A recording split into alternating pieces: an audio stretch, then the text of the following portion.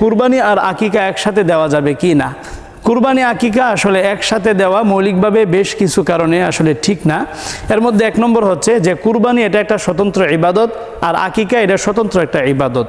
তাছাড়া কুরবানির উদ্দেশ্য থাকে শুধুমাত্র আল্লাহ সন্তুষ্টি, আর আকিকার উদ্দেশ্য থাকে হচ্ছে সন্তানের নিরাপত্তা, এমনিভাবে সন্তান যেন বিপদ আপদ থেকে সেফ থাকে। তাছাড়া কুরবানি এটা সুনির্দিষ্ট একটা সময়ে করতে হয়, তথা জিলহজ মাসের 10, 11 এবং 12 তারিখে, আর আকিকা সন্তান জন্ম হওয়ার 7ম দিনে করা সুন্নত।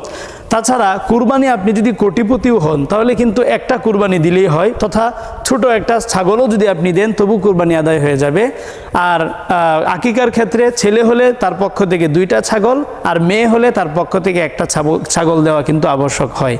তো দেখা যাচ্ছে যে এই সব পার্থক্যের কারণে কুরবানি এবং আকিকা দুইটা স্বতন্ত্র, দুইটা আলাদা ইবাদত, এজন্য দুইটাকে একসাথে মিশ্রিত না করা এটাই উত্তম।